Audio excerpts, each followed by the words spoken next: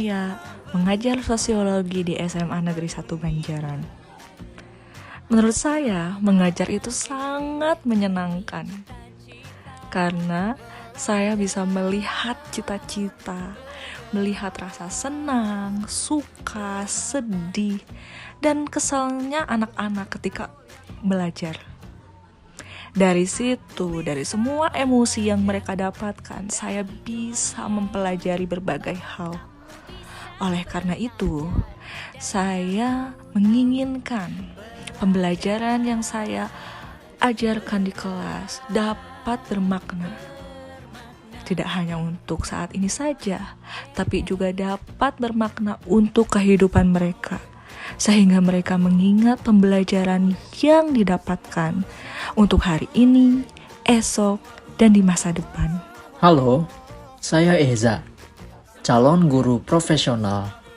Ini adalah potret mengajar di SMAN 23 Bandung. Siswa-siswi di sini mengikuti pembelajaran dengan baik. Senang rasanya melihat mereka antusias dalam belajar. Sebagai calon guru profesional, saya berkewajiban untuk menuntun langkah demi langkah siswa-siswi saya agar mereka mencapai manusia merdeka dengan segala potensi yang ada. Dan saat ini, saya sedang mencoba belajar sambil mempraktikkan hal tersebut. Dengan prinsip merdeka belajar yang berlandaskan Pancasila menjadi acuan yang penting bagi pelaksanaan praktik mengajar di sekolah. Harapannya, saya bisa menjadikan ini sebagai momentum berharga untuk belajar dan meningkatkan kemampuan diri sebagai calon guru profesional. Saya Eza, terima kasih. Halo, nama saya Grida Nurul Jannah.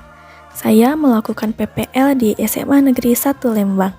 Terdapat strategi yang dilakukan dalam menerapkan pendidikan yang berpusat pada peserta didik. Di antaranya yaitu menerapkan strategi, model, metode, media, dan materi pembelajaran yang bervariasi dan berdiferensiasi yang disesuaikan dengan karakteristik dan kebutuhan peserta didik. Pembelajaran tidak hanya terjadi di dalam kelas saja. Pembelajaran dapat dikreasikan menjadi lebih menarik, tetapi tetap sesuai dengan tujuan pembelajaran. Beberapa contoh praktik baik yang saya alami selama PPL yaitu penerapan profil pelajar Pancasila di dalam kurikulum, yaitu pada pameran akhir pembelajaran sosiologi dengan tema kearifan lokal, di mana peserta didik belajar untuk mandiri, bergotong royong, berpikir kritis, dan kreatif. Selain itu juga diselenggarakannya acara Prabaswara, yaitu perayaan Isra Mi'raj dan penyambutan bulan suci Ramadan, di mana peserta didik mengimplementasikan dimensi profil pelajar Pancasila yang pertama, yaitu beriman, bertakwa pada Tuhan Yang Maha Esa, dan berakhlak mulia.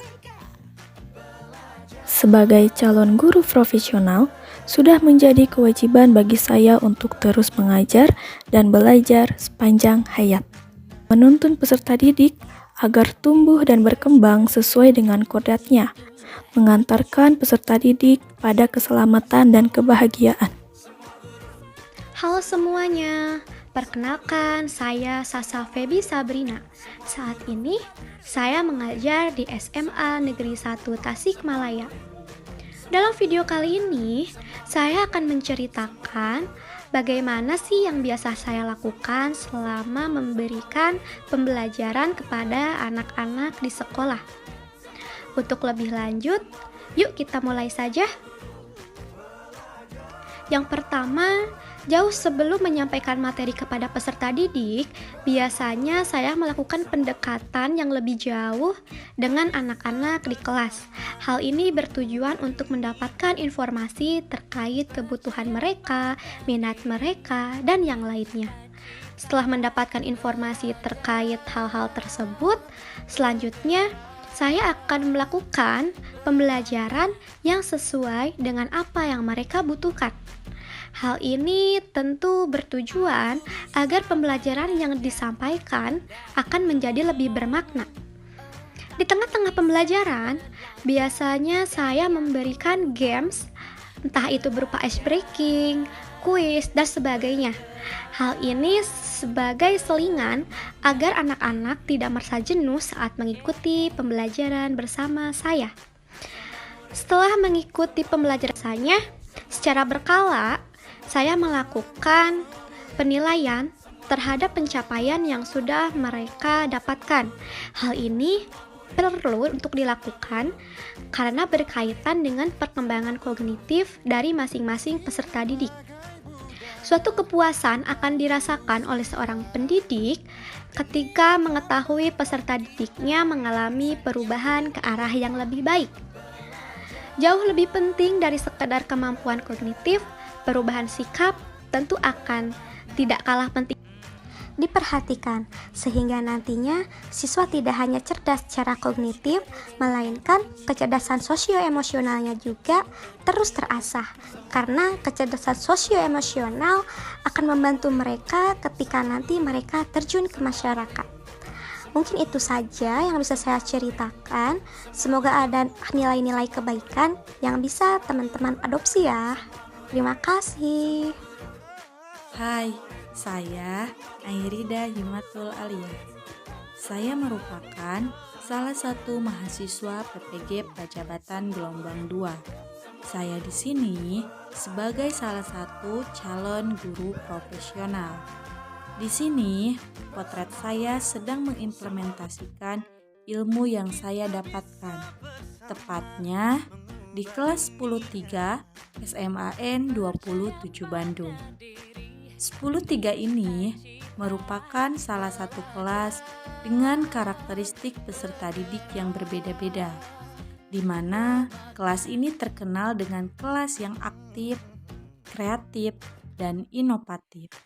Tentunya hal tersebut menjadi sebuah tantangan bagi saya sebagai seorang guru. Mengajari mereka tentunya bukan hanya mentransferkan sebuah ilmu yang saya dapatkan. Namun, daripada itu, mengajari mereka, kita harus mampu memerdekakan peserta didik yang kita ajari. Salah satunya, kita sebagai seorang guru harus mampu menjadi fasilitator bagi peserta didik kita untuk mengembangkan minat, bakat, dan keterampilan yang mereka miliki. Berbicara tentang memerdekakan, artinya kita sebagai seorang guru itu harus mampu menjadi fasilitator yang dapat menciptakan pembelajaran yang menyenangkan. Dalam artian, kita harus membuat konsep pembelajaran yang disesuaikan dengan karakteristik dari peserta didik, sehingga ketercapaian dari tujuan pembelajaran akan segera dicapai. Kemudian daripada itu, hal yang penting dalam mendidik mereka yaitu kita harus menanamkan pendidikan karakter, di mana pendidikan karakter ini harus disesuaikan dengan profil pelajar Pancasila. Sekian potret dari saya.